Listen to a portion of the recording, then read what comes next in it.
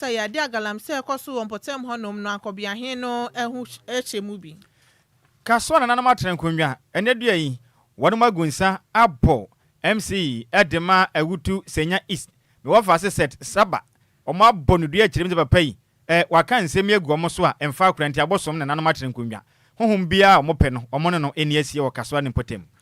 Tememufo amuwo Millennium City akasa echemu so mumbesi gata papa FM wo mewa abro muko bubu store so mu chema na no ana block ekwan ya nsuo entimi emfa hoye adehya wonum wokwanya domi kwa benya ketase epiema comet breku so wonum girem say wonum akwan na nanum po ekwan na da ho no mu ache aban ba na aban ko aban ba na aban konfinhye be ye duntam nie ekwan na akoye kotobe kuma wafidi nti aban mesiesia enya simkuma omadwapene omayo ye kyerede mu kyeremu ebesam DSP Bright Champon edinsem edi ato Ghana fo ni nanim so mo mamode afanto mo ho so se eye mpuntu adwuma bi ekoso wo mpotem mo betimi aso asen na meka sai oman Ghana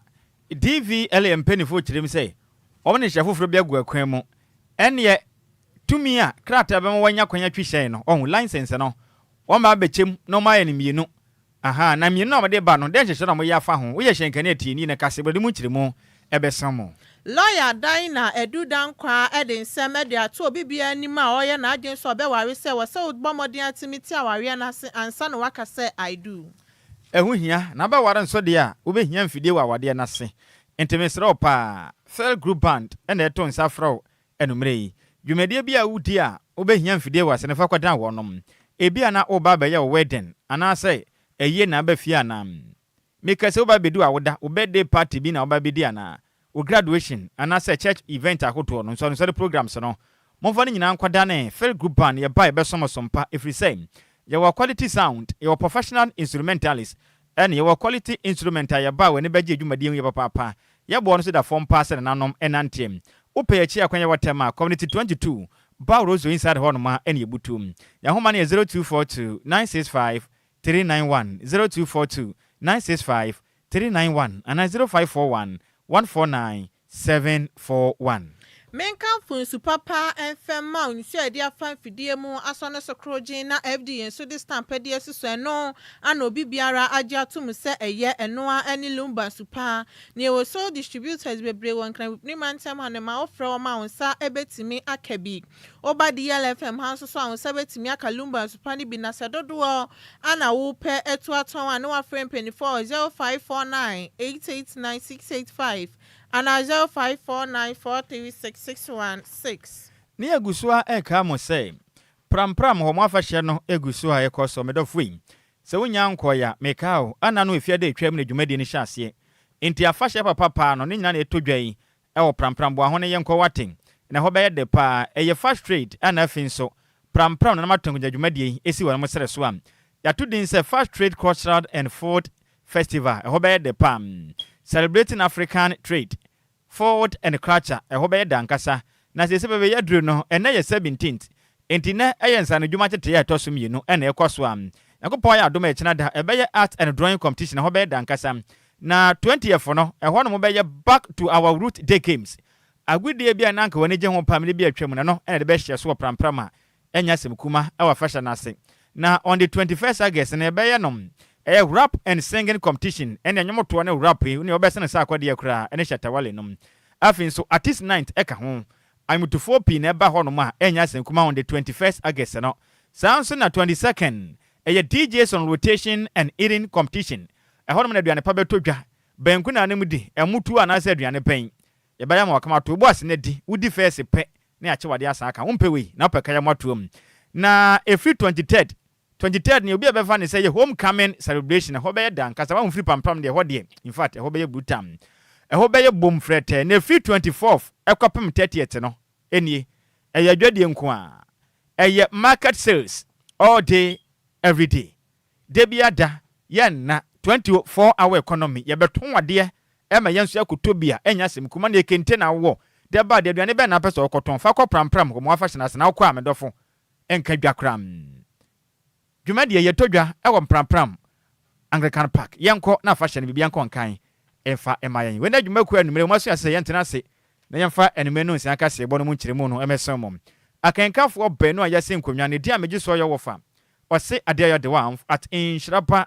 Kwadwo Sammy B Mautedin ene bantwere bona na otafrija mene Adjoa Agyei Sikapa ye da ye ho ye ba ye de kasebo no enkyire mu ankasa besomo na sa wana no me wofa se rose gold wo se di ye kasebo no eye de ba dia wadama eba na nsempatie amamu nsem di ya kasebo de hinta nyina aha ne pa ho ntama DLFM 106.9 kasebo no nie aha ne nyina yetie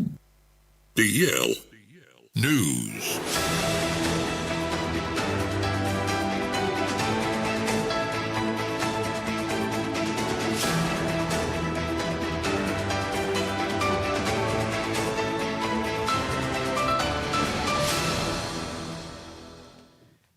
Yamamo akwapa afitumrika ne hia yen ewo Facebook na afi YouTube na yemfa kasebo no enkyire mu ankasa ensam ya shaka sebona se ede afri Ghana mampeni ya papa John Dramani Muhammad nsem atoje kirem sei abenya tenase adwene ho ayhwehwemu afa okokese ya oman Ghana yesai edefa galamsey okon no ehum na Ghana mampeni ekirem sei aban eguso ebo adwumade ahwe se oman Ghana yakwaye ensu ahodo atwa ye ho ahia ya tena ye na afi nso Yankopon de pod dom ya ene nipa bi enam kwati kwan so mutufu magudie ese no aban beboa na watumi amane nyina eto watumi twa wo mayimum na Ghana mampani kirim sezi a mekese no ode hihye hofro na eba beboa na galamse ko no atumi akofom kra Ghana mampani kirim se emebla atwam wamomode ye de mbetumi aye bia nanso ene dedo ni de behia oman Ghana yan asrafo no no ma womode akwayim akoda ho no ma aban amamu sikadi amamu aduane adi amme kama no maboya kwaye ene yensase ho ban sebe ya galamsey no ebetimi akofomum Ghana mampeni akase kirim se wohwe aka ne hye pom de gu akwam na nkaye nanso du baabi no antumi antentam o mampeni kirim se wohwe akwaya hodo a nipa bonfo bi kotufum agudie kwase ne nyina da aban bo ho ka emomba modin akwaka anwen nyina gu amunanim edua nua wo so anka aye kama na nkaja aba hwe ne mu se anka bia be ye kama no bo modin edanen eye akwaya edima Forestry Commission penifo senka monye mona akwaya ne hweso na nka mbo ho ban emfa mayen na Ghana mampeni kirim sei kwaya odima Forestry Commission penifo no sana galamsey fo no mumu onya de omusuro forest guide fo no eduma mfo ma anya hwe kra eduma san akọ bia ya hoto a aban abo nsase ho ka asan kata so kama reclamation na bana ye no galamsey fo asan atiasim akọ ho nyina pasam inti aba chem se di nya de be kọ ne sa bi kra soja fo akọ boban se be ya galamsey fo yi wonom ase betumi atu omanyim Ghana mampeni se ne tu dwamla okopie mum ewo Upper East region ene wakasa ne wochim se galamsey ne yemenim nukure ni aha omanyi pa yakwaye esei ensu ahodo a ese na omanya pade a ehye no atwen na sabe yentumi fa yense menu nyina ne di na daache de ne ebedie inteba ne sa ne ha dwama mpeni kirim se sese yi de ewom se den nanso beboka no wapesika dia masrafo ya kwatena kwaye nimkura bentom bia ya aban atumi amansase a asaya ya ne yie no oma kwatena honom abo ho ban aba ma musika dia taduane di kama sabe ya obetumi akonkoden ede ma men na galamsey no yetimi akom Ghana mampeni kirim se yemfa ntuma nim se sese no wo hwe o ma Ghana ansa September bore ya 49 acres ana ban etumi esiesie ni nyina kama wo na galamsey fu ya se ni nyina nanso na ba siesie akwaye we nyina kama nkaja aye kese fanya nkaye kwa animum nanso ne emno de share Forestry Commission penifo ensase nkaja mo ho ban no antentam magalamsey fu akwatete no masan tu galamsey na no odin se do hwe animu se esojafo bia no beboa se be ya galamsey fu yi wonom betumi ato wonom esowere omampeni kasa ne munchiremu no enie Nymos is working very hard. We've seized excavators, we've seized champan machines, and you drive them out of this area, they run to this other area, but we are making progress. Of the almost 49 forest reserves that were invaded, we've been able to clear as many of them as possible of illegal miners. Before, what we did was when we clear, we hand over to the Forestry Services Commission, but they don't fear the forest service. They go and drive the forest guards out and they go back into the mine. And so now we put a military detachment. After we clear the forest reserve, we leave a military detachment there. And that means we have to spend more money. One, you must feed the soldiers, you must provide them with the logistics to continue to stay there in the forest. But we will not give up, we'll continue the fight against illegal mining. But Upper East has a good potential and mining can create jobs, but we need to make sure that these are formalized mines so that they can employ our young people to operate. Ghana man penny and see ye pen which them say, Oko Upper East man temunumsua. Efuma gidio to no, e be cause nande ne papa bia, papa pa ye former way. Enye fuma gude tunu kwati kwanso. Into which them say, Yam fanto adeshia, more Upper East man temunum. Say eye cardinal mine, ejumana ba. Bebwa pama, omotu fuma gude ni kwampaso bebwa pa se be ya adeshia more Upper East man temunum no. Obetumenya ejuma ayem. Omampani chirim se Samson ebiso ekwaso black voter mine no so ye kama pa. Aniso betumi aboa ma fani pa bebiri na ejuma ewo Upper West Mountain beboa pa we nhihye pa. Abane de ba na galamse no eto betumi atwa sai betufu magudi a na kwaye kwampa so se be yakobrane emfa mlanhye ne nsem enkwese Ghana yensu yakwaye no men dache ye ne edokonokra Ghana mampani ekasafa efuma gudi kwampa betumi afa so atu no ensem se no do dwa ewo Upper East NF so Upper West Mountain no galamse anase efuma gudi etu ho. A few years ago, Cardinal Mine opened in this area, and you should already see the number of people who are working in that particular mine. In Upper West, they have the Black Volta mine development coming up. There are several other areas that we can see the potential for proper mining so that it can produce more jobs for our young people. But our target is to formalize the mining activity so that we have a greater control over it than the current scattered illegal mining that takes place. The advantage with the Upper East region is most of the places where the gold is found in rock. Any auti ye aya Ghana wampeni John Dramani Mahama.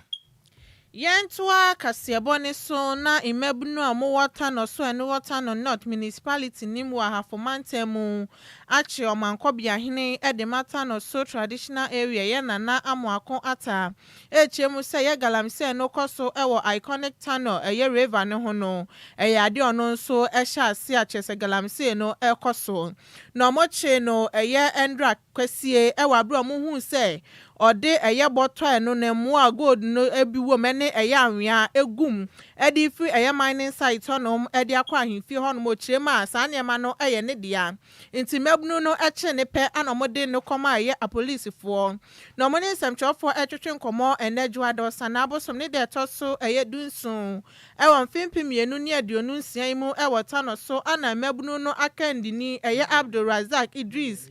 kasa ana oche mu se ya de atumemfo na susu de dada krampo se ya ahemfo no ya de anema ekoso ewo honom galamse ekoso wo na ya de omo hyase na emom na evidence ana na omu nyaye nti no mu ntimi enka ho asem na ya de ahemfo mpanifo omo ahafo eye mantemu edikan aka kire eye tumemfo wo se obi biara ombehu ni se wo se eye omu nsuo anampo se eye forest wonom no omu betimi ache no esan se ya de omu chema ye namos for ni blue water guard for no enya de adwuma ye de ahwa mo sa no maya madwen so betimi aye ni ye enu ntu na ya de asese no omu bokoko echemu ye timamuni no omu hu se ya de awo galamse no wutu bia o betimi ache e de wakoma eye police for na emra ne so no any wedding na ye Frank Entry Agyei ono so eye timamni ekasa ye kiremu se eye traditional leaders wo eye ahafomantem eye tano so onom no mo ye omadwen so omo bekwa akotwitwa age eye nana amoako atanya ade omo so no metna ho no mahwese no de na cheso omo so de omo pese omo ye no betimi aye na bra eye Abdulrazak Idris one eye nsemchofo etwetwe nkomo no de nsem sei edituja MC2 galamsey otra akafam MC2 galamsey enne ya chenwa wono ankasa na wa amena e wa galamsey site a O2 eye galamsey no enti ya pese mu hu ya de na ma aban ye hwese aban no be ma mra ya den adino efise na nkobia he no wo so nche obi a wa ha ye nyina ye mabunu ye nyina na ye boa se kana so be fa ne ntuma pa de afura eniti santrofo ya gina nyina yankobo obi apa eye hayen se na nkobia hene oya friend aseda a owo eye friend na amoako ata sana nkonya din ya den etie ewo eye atwenkonya omo wata na so wase eniti mama so ate se galamse ekoso ewo tanu mu no na ankobia hene a ya friend aseda ana nkonya din de na amoako ata ono na etu eye galamse na MC ne nsabi anya den enim eniti asama MC so aso ate se papa ya hu eye abo no won ho yampese ohini bia beba ho abeka che ne se onjai no oma mmra ne nuni because so nche mmra yenso ye gina asemmra ne nya ya mmra ne yenye den eni yenni ne yampese ebe hu ne na bi o sabi wode ne chaw ono be fra ntoma akose MC nya den ya we nya politics eye ade a ebe boa ama no ani atinyate sanye be ya bi mwani a ye gine wo galamse ho no eto betwa ama yenso so tano so ene tano no fafa ne ntoma pa ye den afria eni ya uti ye eye Abdul Razak Idris ono eye youth leader de mata no so yantoa kasebo no so na yemfiri tano so na megyina mum ewo kasoa na kasoa ewo finfi mantemu na ensem de bi firi oba nimre yi na wode wani kire mu ewo kasoa na matre ngonwa wonom wo awutu odupon wonom buafu pa meka se omabodua afre ewiem atumfo se Municipal Chief Executive Officer Edema Ewutu Senya East. Mechre abana musine dema Ewutu Senya East. Oniminyamfo set saba se wonu banini. Omo kire mi say. Ene se tumi bi wo wiase a na eye ewiem atumfo a omotumukum omotumi pratumi side a. Eno mmodin anya abokire boko no mma ekom ne wo mokama. No mkonkwafa Ewutu Senya East. Eye abana musine momfa ne tware wo manum. Omfa mubone dompem nyina mfifi mu kama efirize papa yi wagu amman ma safra mu so omo ye langasefo na matra nkonwa kire mu sem na nsen na abana musini app e dia so bofom na wono masi 24 hour economy edwada time na anyefunu kire mu so manko na no na MCE emra sentwerefo ne di nkono bisa ne se na eba ne se na opening wo yikasoa na matra nkonwa sa ase so na wudi dwumente sa na ahemfu amai Ochirema ofra himfo nso womra himfo na ama na himfo na asoma wonom langas akọ eye ja river eno ne ye brono baako a ewa wutu ofanko ema jeso makohwe adwumayefo no ho no ma anya semkuma kra na nanom kirem sei adentina saa asem wei opani akaka sa wona woda eye mensina homba mo ensema no wonim sa himfo sabe omanya langas fo enti ya dentina ne wutumi ebo modern nya kukuduro na wakacha ade hia wonom Kaswa se sabi ahemfo no eye langas fo ntene endo ada kwesi ada numre ana odupon agutu odupon ahemfo ebo modia koto snap ene ensa no odin kakra ka ho no mbo modia ko gina ekobo dwada tam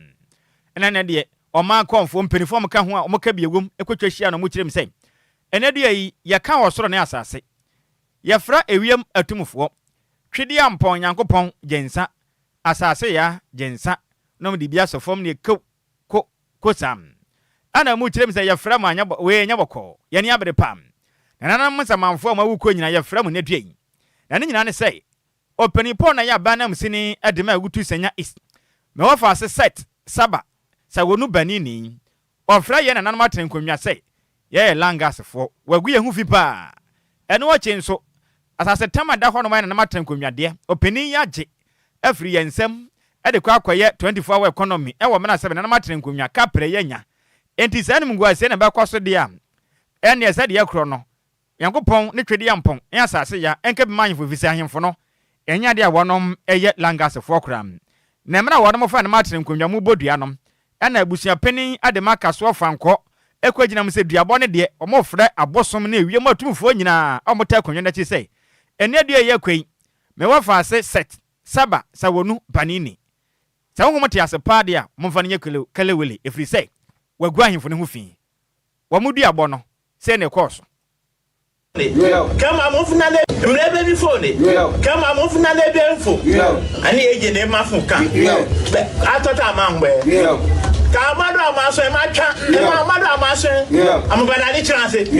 amabana ni chance na fa MC ye wote ba tra ne langas ye kamu ni masumi ye obano aka masumi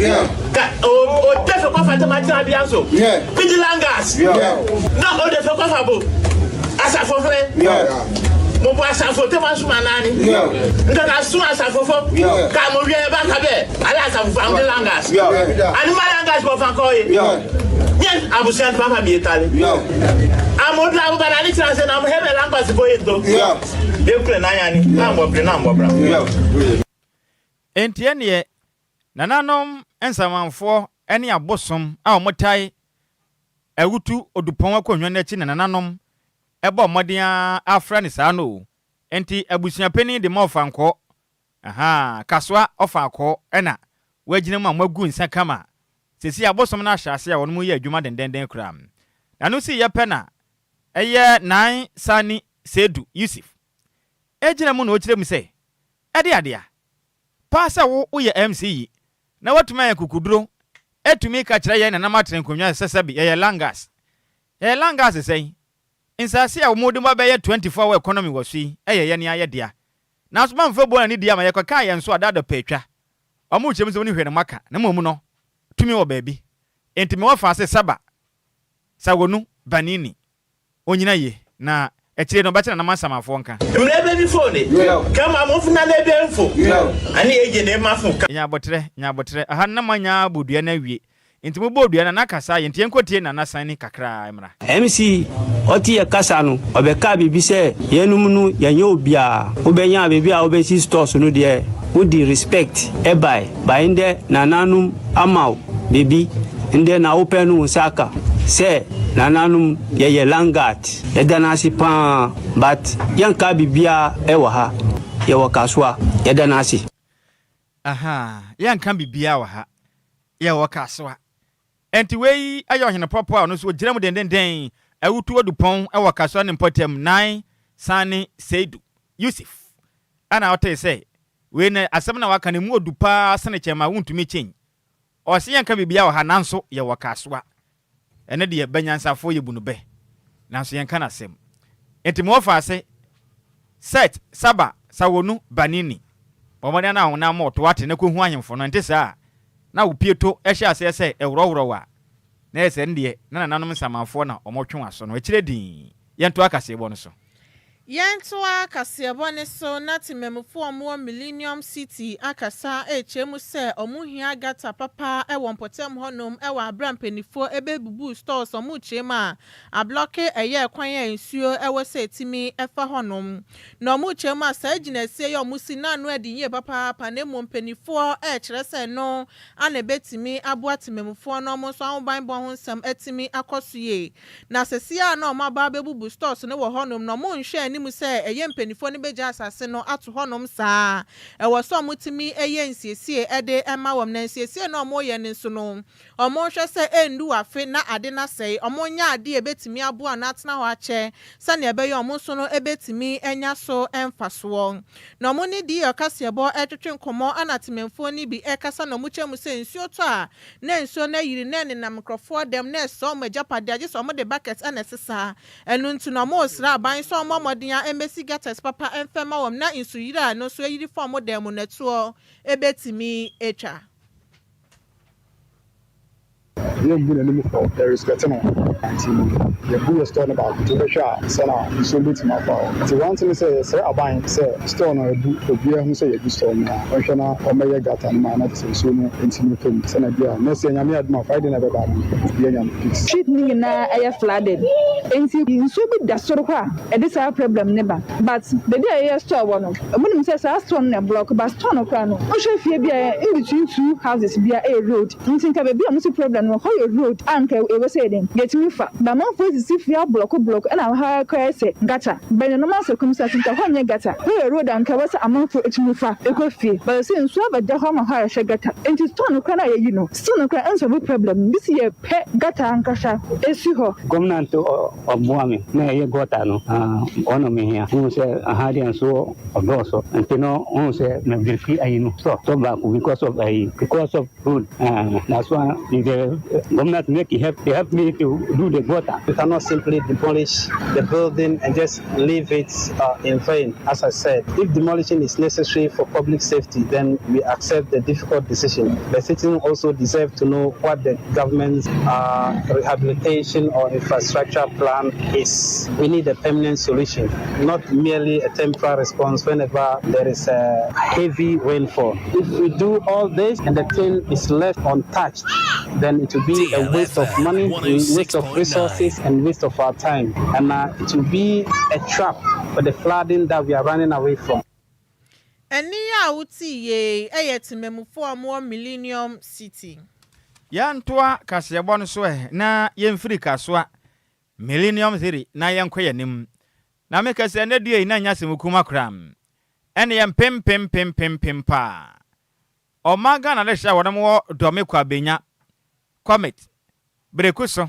Anafi eye agimenti. Ene ketase. Wanom ayo ye chenche a. We ya asomdwe oye kire. Omo kire mi sei.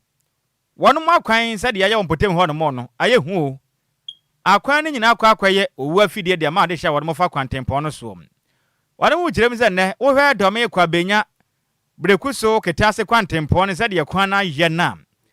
Esefate woni ensase ye ka kire okram. Ade hye ni kire mi sei. Kwan ada ho no ma mfinhia beburu beye edu kwaduonu ntem nie. Abanba na abanko. Abanba na abanko. Oh yebeye ne ebrofo omokan ni. Na adehya wonom eye oye kire ekirem sei. Wo hwe kwan a wonom akwan ayepa da ho no ma ene. Emfuturo a ebo amanfo mpotem ho no mo no ahomte. Wonom amoye aduane ton wo kwan nchen entumi nye biu. De oton na ade oton ne nyama e wo kwan ho ontumi enkonko bie ni shop okra fi semfuturo no ahye ne twema na otiri mu nyina isese bi ofiri e wo kurum honom omapo mu den so e da sen fi sen frama bo na mo home enti ene yade a na ekum wo no mokram ade hye aka se kirim se ehyen akase a e fa anwea etu anwea wa kwantempon no so nya gro da bia da na mo de anwea na besen akọ na mo de anwea akọ saa nanso omabọ mpanifo yipunu mu abo nya de a omanga na mpanifo ehine wonom epononom na emra de hye eje oye kire e wona adwada osana bosome na taso du nson e wo mfempem no ne aduonu ensiam ena de hye mo oye kire kirem sei ensem we de in fact watokodo wonom abredodo ntene wo mo ntrenim honom ene high street ahodo no mo je ho nyina ye sei okroja bobo mo nso no muti ene obeta ne zane ye nchede obi yada ye yanko ne ye yanko ne sa ane domi kwa benya ketase ena finzu breku so ho ye pinsu sam na adehye ne kirem sei sese o mapom densem ena ye kuram enam ahyenya fa ho no mo no edim futuro emma na kwanipa yem a sese wo mpotem wenche na yankopon amfafia obetumi kura hwedon kwakuram o mo kirem sei wo mesra ban sese no adehye wo no wo domi kwa benya edna mu akopie mo comet breku so eye agimenti ena finso ketase omonya Ghana fo bie wa na omo bi se wo omo si aban sese no omonya Ghana fo bie wo se aban nim se adehye no omo tuato nanso omonya Ghana fo bie odi a aban nka na omanka samfo mo ho adwen firi se eto a omotua bibia ese oman ba ye no wono maye inti aban se ne no oman Ghana japade cheche na dododie big push abayi ya kwan na adehye wono modome kwa benya comet brekoso ketase ne potem de omanya bien ade chenchirem so munyuma nyina egu de aduro ne de san ba ma wono mo so no eguje mpa ensem sira mo to nsantwerefo animu breko ye ni breko yesre aban from domi kwa benya ebesi kitase aban ade yesu ye Ghana fo ana ye Ghana fo ana ade ye Ghana fo biem ye Ghana fo biem ye Ghana fo biem ade ye jata sana ye besra ban yare ni dosu the health hazard and futuro ready yankopo na wa hese futuro na yatenemu over 10 years aban yesrewo yatenemu abra aban yesrewo ye cancel no ehuna mane. Aban emsa unim the economic value of this road. Second the economic value of this road. Ekamrika ena kade abehwe abaya kwaya maye. Adenta ni Madina road no. Traffic ria dai. Eto so no. Eka fa haya kwa benya kitase. Wadru kofodia. Wona ukro no. Abai se wo pekwai anya sikadia na mesra se makwai we anya wo priority. Chabai. Eduma for e wo kwan so nyina. Apefo. Sese yentumi nton ade. Obi twemo kra. Ontumi nyina na wato ade because futuro na edi achi no. Yes, yenu se futuro. E ma yare ye bowa pneumonia. E den sese yare wo be kan ni nyina ensi. Ensi dia ya kan ni se. Yes. So one fix road no and for my I'm from the so many road no. Ya try send it kan for e kasa ni kan no. Over 10 years in the road ni ye hu hwe. Se na be ya ba no, na ne be ba ye nkwa yi hu. Ye ka asini ade ss. E na mfuturu so boy pa. Eno ti no, e na ye da ye de asi ho se. Na ye na omanpahine hu. Na wa be boa ye wo ye nkwa yi so. Na afi de ya ble wetu ye nkwa yi so. Doti e wo so nyina wetu ni nyina. De akoye kwan wo be be fufuru. A kwan no mo nda ho. Enti yes la ban se, ombra be boa ye. Ene mu oye o. Omatu anwea na e wodo me kwabe ne mpatam nyina akwaye amanfo akwan so omo kwan ne de. Ene abupu obo na asu ne de ode sikache. Emu oya. Omanu si yepe ena nana osai sechi a otoso mienu ye chidom hene. Ono kran so na oye asabe hene e de mabreku so e wakuapem. Nana chirem sei, bepem sai me na ye kasei. Ghana mampeni yam papa John dra mani mama hwe mo bo mra na wo bontoa. E ba ba pretumi ka kire mo so obai kwan no obeyam mo. Nanso mampeni ba ye emfie mienu ekwa mfie mensentem ni. Odne sa kire motuma ya lata mamwan e kire din. Amu kire mi se ne contractor bi wo ho no ma che se omo hya se so mba ye o ye kire pe na wa hye da akofa kwan so okwa ya. Omo wie ya pe ne wasusa na de afiri ho no. Omo ahwe ma hunu sensa na abane contractor ni contract bia. Enti wanu ya omo krokro de dwamo sira mampeni se free neko. Mane ma ho no mede obi ase. Sonya na adwen se obebo na kwano ma yidi ase ni kama de mane mede obi ase ho no omo mpene na ase. Omo kyerem se omo ide ometumi akompanifuo bia na so nanso antentam. Enti omo sira ban. Adesha wonu mo do me kwa benya commit breku so eye agimanti ketase so mo ye Ghana fo de a aban menye kwana nte sa de a omekoso ayo ye kire na chepa. Ministry of Highways. Yeni highways for Kosiaye. Yeni omu kasaye. Omu sheye mbose o yenko adechi pa mo bakwa no so. Ye koye. That is edu ye no omamba. Ye sa ko obiom. Yeni omu ko kasaye. Anye highways for keke o. The CEO of Highways. Any deputy Mr. Koto. Yeni omu na Kosiaye. Yeni omu kasaye. Omu sheye mbo every first guy ba meeting mu. Eno ankosi she. And I'm so my town hall meeting. And na abaye omusa hye bo se omehye kwana se ni omu hye ni abrepe na omdi machines aba no kwara wo mu se contract bia ni wa aban any first guy assign enti first guy fa na oya omu se ye hye jumede bia se a no ma bakwa no so eye hu se adango da do ya ka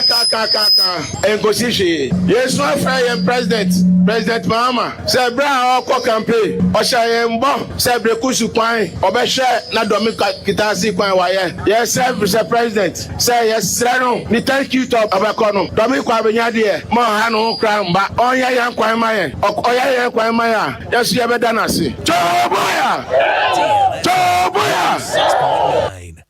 Enti wei e kire din nana osai sechi a otoso mienum chidom hene a no kra ya ana woye asabe hene e wo breku so akuapem ana ati se wo kirem se Ghana mampeni mani si wo kra meda obi ase mo mpɛ thank you to ade mo pɛ o makwan enye se wo ye kire ne de nye na ne kina na ombe ye wie mu nkire mu ne de asomu Yentua Kasiabone so na Ashanti South Regional Police Staff Officer DSP Bright Echampon eden sema tudwa echemu se wasa Ghana foni na fato amonso se bampuntu juma ewo mompote ma omonso no ebetimi aso ase na bibia timi akosuye na wakasa ana ochemu se aban no de yade wafato ne honso so obeboa ama mpuntu juma timi akoso ewo man mu na emom se eye omo amuka biewo maso eye ahodro na eye memfo ne so ede to omo so beso abaya na se a ebetimi aboa ye papa na de nsemi edi tudwa wa abransem trofo ekọ ne office ekọ sra no e wa abrampuntudwuma hodo ekọ so wa man mu ene adwuma pa ye Ghana Police Service for so ebo e wo mantem honum ana ochie ma eye mpuntudwuma ekọ so wa man Ghana mu de ye obi aso de anya aban kwa ana wosa wo ye na emom se ye Ghana for so eboa no betimi akoso ye papa ma mpuntudwuma ne so no bibia timi aye kama e wo man mu na wo chie ma ya de onu mpokrampo no obo esan se eye patasi police depot okrampo no eye ade a wo hwese mpuntudwuma so no ebetimi akoso niam ahodo mu so ehia no obetimi aye ede ama wo mo de eja mafa ne se me second home na alcohol mo a my projects bebre o first one here story building bi a esi o mo a serve as classrooms de yeru adampa edin atoso me na me initiative facilitate start bibia o who ye no fi on so a the two main gates in and out nina sumia kasa ndemia na meye nlanse nso no ye enlistment bia ye nuanom kotoa so ye form police adwuma na say ehun ya say me si learning center bi aka the existing one na e wo no say de be ya ebetimi accommodate ye nuanom mo ba no bebre si ana sa learning center na kwa fa nipa 200 na ma torches and so account ndra pempo me sa alcohol no ko ye nuanom ba Saturday no ko no ehun ya say me pe polytech kese ni bi elikosi ona enuanom eyusu so the pipe kura twa na se bi kura na ometime eyusu ti eno se enyumre kura so me san the polytech na kwa akoka ho a ebebo se be ya omunsuo ni omwe no ebebo yi o he barashon mu nso a painting ni other way wo ho nyina so mia na meboa painting barashon ye no kura fi on so a na se mo be ha abekwai region Ashanti South no ye ni tailoring shop ti my nice tailoring shop bi on mo a the original commander eboa me ma me so made me effort ka ho a ya tailoring shop nice one I wo Mangwase police station on mo and also be serve 17 district 15 5 divisions within Ashanti South and Clifan yeah men no obia be so pam police atade cry is of course civilians na other way no but this time no enya police tailoring shop e beboa ama other sister security agencies na fire service immigration here open to the public obia betimi aba ho no abepam tade Eni ya uti ye Ashanti South Regional Police Staff Officer DSP Bright a champon na manibo yen sem choni samo for ibuatin ana difra santimante mo ebesumye yentoa kaseyebo no so na yemfiri omai Ghana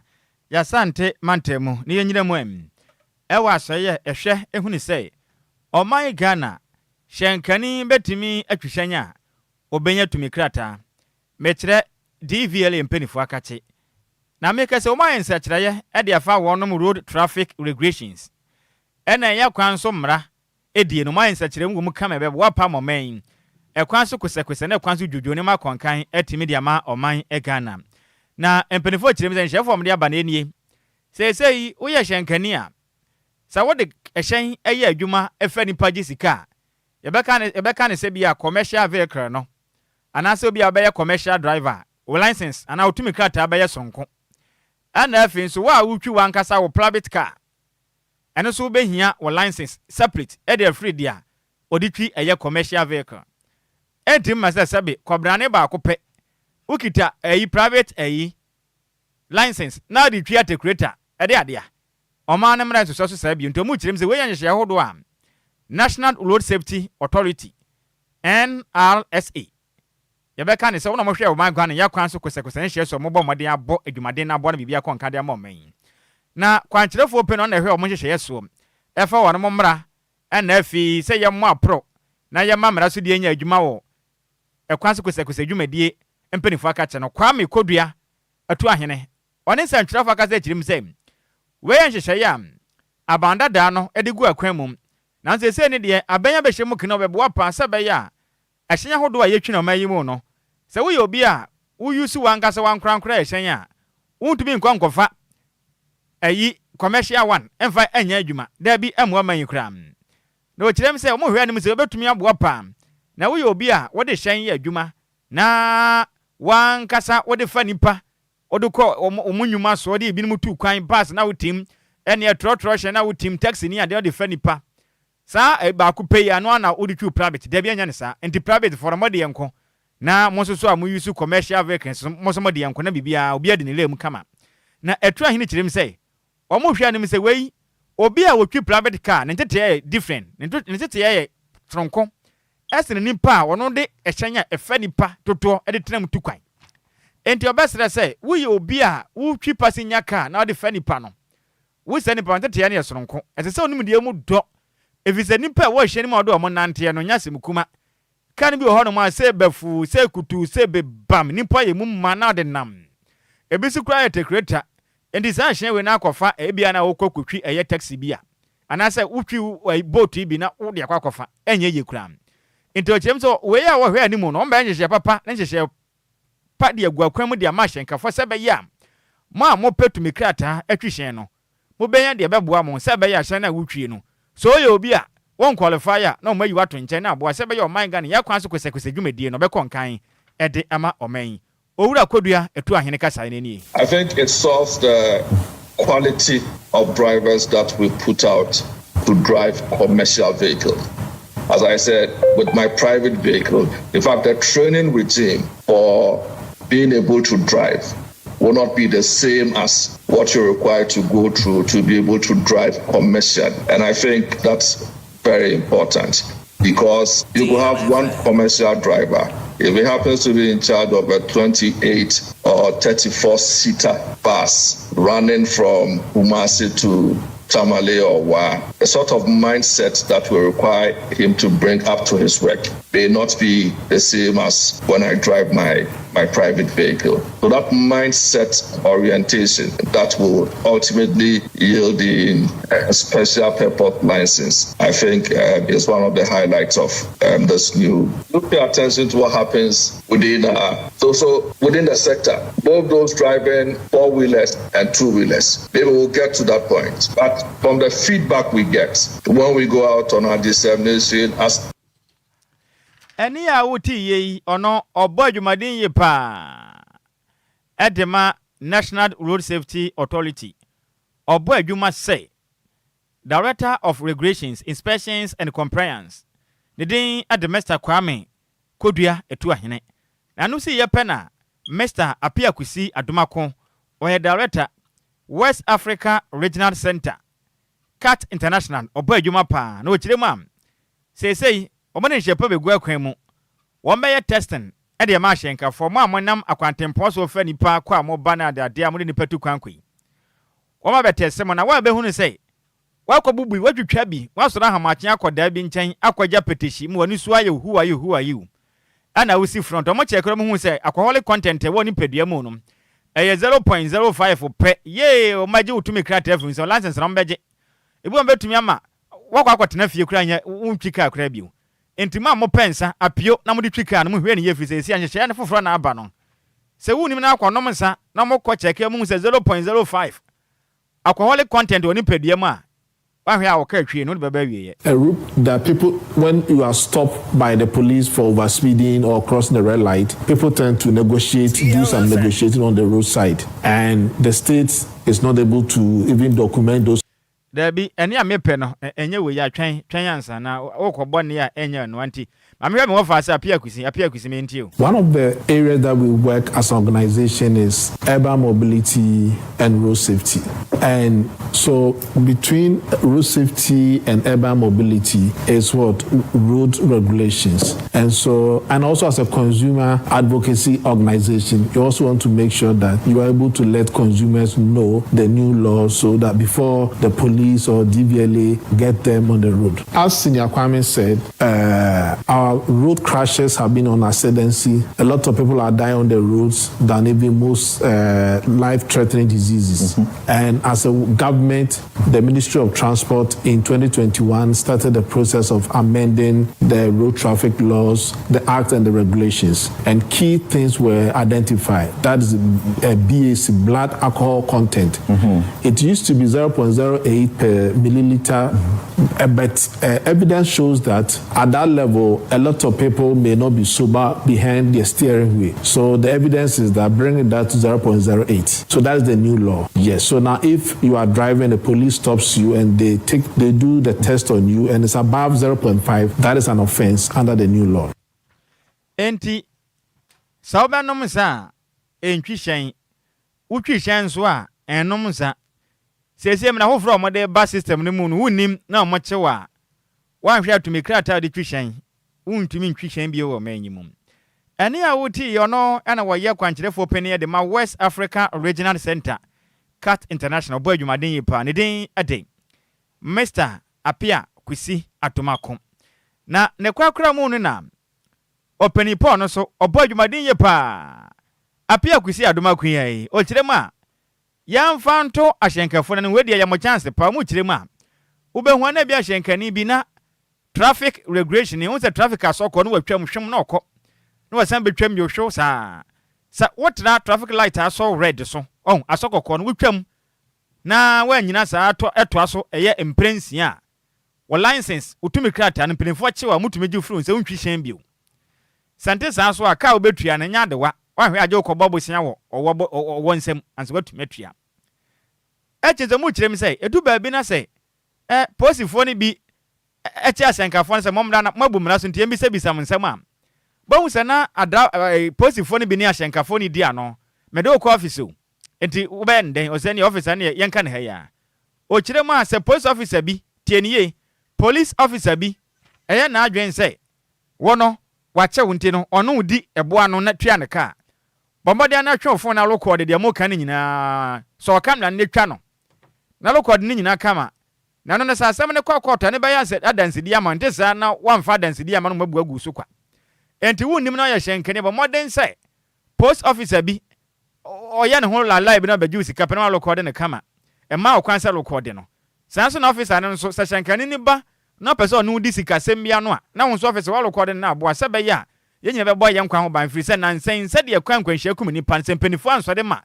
e kwan so kosakosamra ne mu anya den a mobekum Ghana ni panyina mbawie no na pani obewo man obewe o man so wonyin ba kokura ni so a route that people, when you are stopped by the police for overspeeding or crossing the red light, people tend to do some negotiating on the roadside, and the state is not able to even document those offenses. And if you are found of committing such offense at a certain threshold, the law also even requires that your license be revoked or you are allowed to go for training or suspended. So by bringing this automation, the authorities will have access to the data. So if you something, you always cross the red light 6 times within 20. I think the law provides within some time frame. If you do so, then you've crossed the threshold. Your license will be revoked, and then you may have to start a process. Now, it's also going to allow police not to take you to the police station, because sometimes somebody will cross a red light and the police officer manning the road will just sit in the car and say, okay, let's go to the police station. Once the police leaves that particular side, there is no police officer on the road again. So this also allows the police the best use of their resources. And again, by using this technology, it also allows for evidence in court. Now, the law is even saying that when a police officer stops you, you can use your phone to record the interaction, and that can be admitted in court as an evidence. So if police officer stops you and you are recording the interaction with your phone and the police officer say no, tell the police officer that please, this is the law. And if he does anything, you continue. All those things are part of the evidence in case you have a good case against. Entini nyina ba ya dansidie ede amaum sekoba se bia na police officer bi wa stop no wagina anya obehwe na officer na chese kire din onu ba bedi ibu anu Agyei Sikai enti utumi record video ni pe na de kwa asemdi bia mbeboa opa se be ya asem no ebi o metuma twitwaje wonte sa na sa officer no nko akọ na wanya dansidie anko a ene wanya bu agusu ane sa ene a wuti ye ni din ade Mr. Apia Kwisi Atomako, Director at the West Africa Regional Center, NFE Cat International,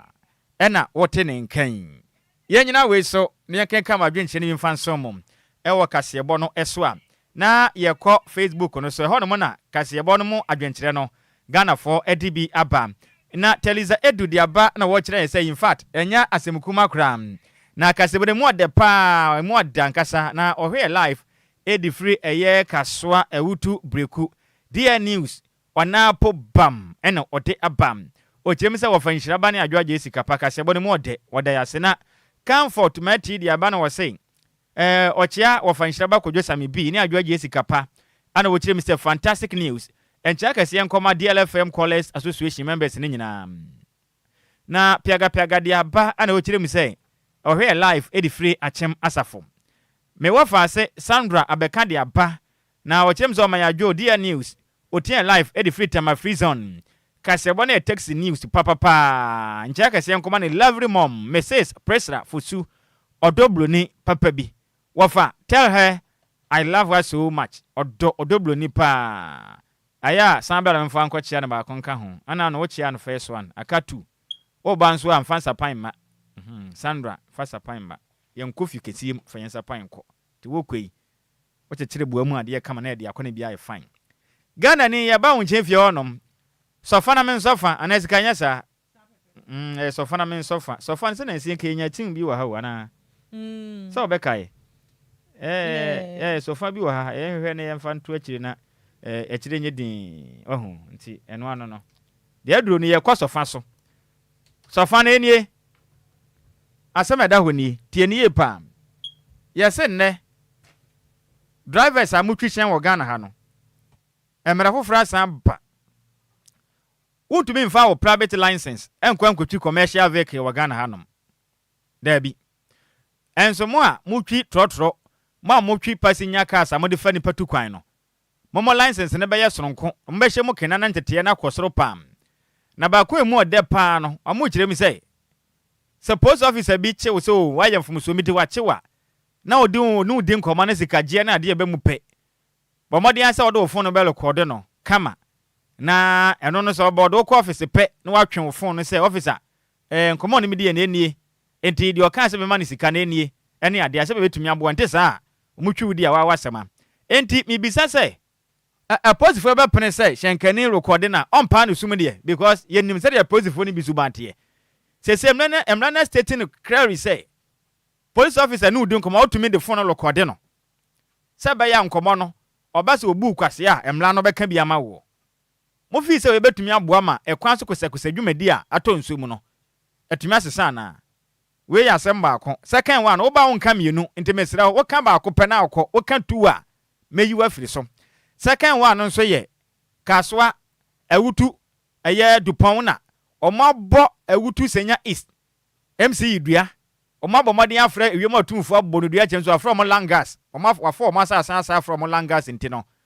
abosom no mfa ne kelewele kra ekire din ahoma ne dem 0534050199 0593406565 majo ye jawaba great you afini etama da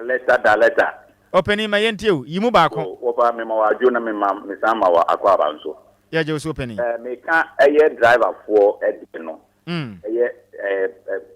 private licenses a wintimi mfantwi commercial wa no eno ye papa that for be browa aso mo the TV licenses and the pika afi police for the be record the woman no opa ena no social media so photo picture container ye bia soma crash bi so onfa nko me ana mani tua pa me hu pa me hu video na wo kan hu ye no oso pese obi ehwe ade ewom me kan pa ne say ade ewom no ne master na bia soma no obu photo obu osi ogita kiwo opa obu ani na driver ni ne record no oso won tiase me kan pa into opa mra we di o mbe she but medase nyame nhyira pa great we afema adwo ya jawo medafo wodi na bia kasa free so ye from dina me kasa free anti dina me yenti wanumre me pa cho me so maje kakra ni se anka mra wodi ba ye se e pa cho be gina ye kakra na wala ni twetwasi po menka ye sisi ade ye kakra driver need to me record police no the power choice did say enye adwuma because police ni nye hu say driver ni mo be traffic ne hu no driver ni on to me ko yi ha no enti sanka be ya aban no fa machine bi mra wo bibi kitwe bi ne bo car no ho na no akasa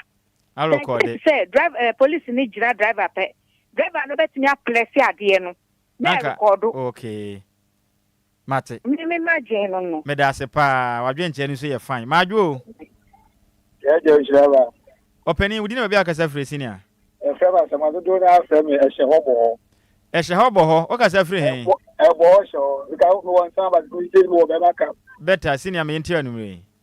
oh me afem na no ba ku full station won san afem na no me na na okay di abona mkro na abona me te papa na no mi atam na won na like we ko parliament anka we anka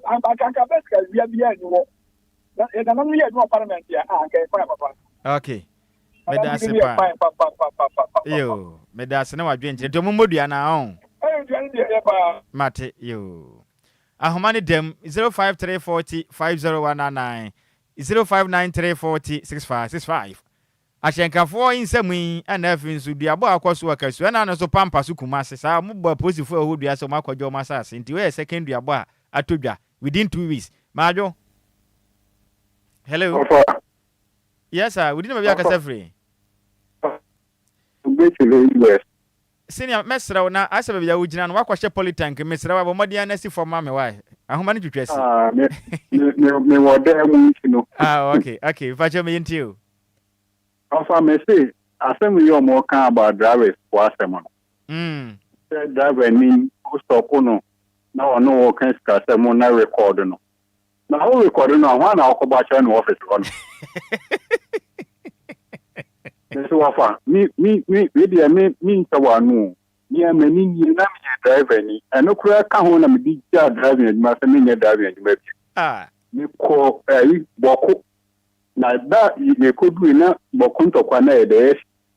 na ye kan ni ye fa savana ho no mo dia aba na ubedu na we say savana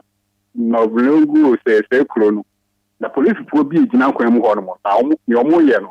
omo stop ye na fi omo say omo achi ye ka na nya problem o achi police for mi na ntokwa so ba ko say o mu nko ba ko say da bi da mu nko o si ba ko say da bi da ona tu mi kura no o ma mu nko ento de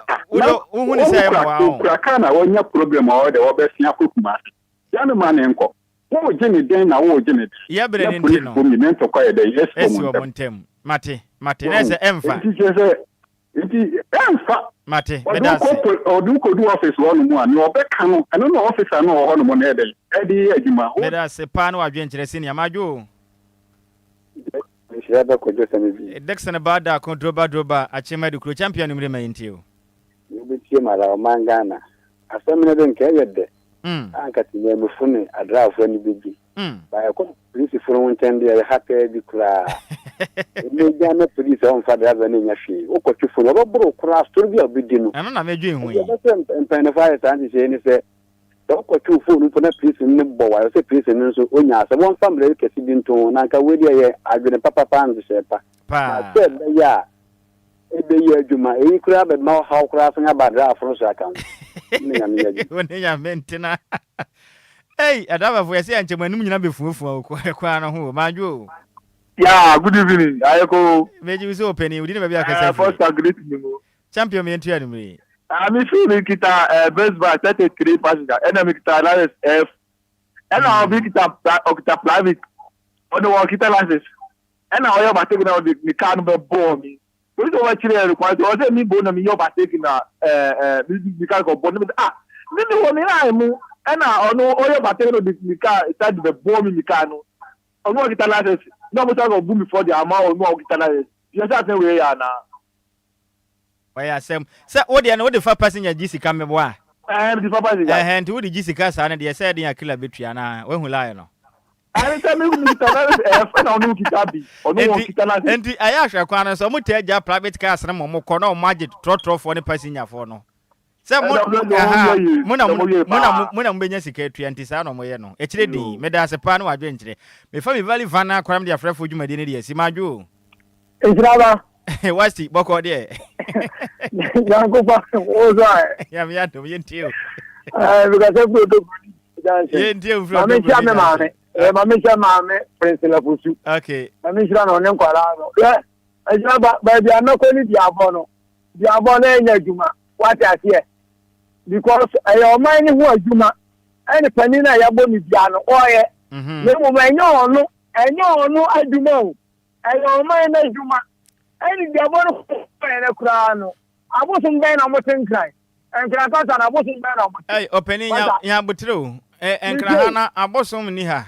Nana matrim go nyane to me. Sa na pese o kan na. There be o me pese say. That's now o mo di board ya na ahun mo na mo nse.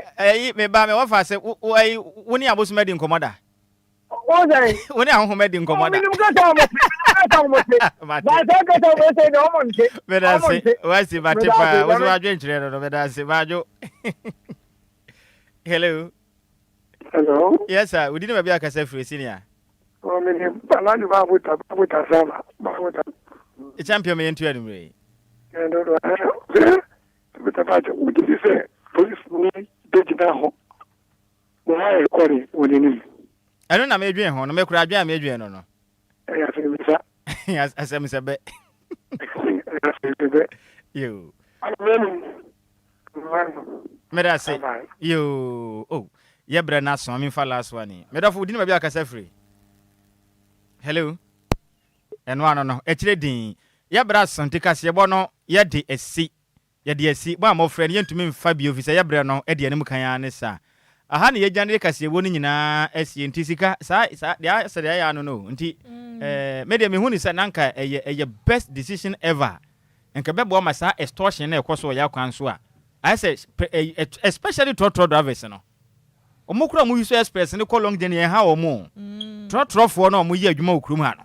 Wo ye denki la betua. Mo mu use abobo yai mesmisa abobo ya. We ye for instance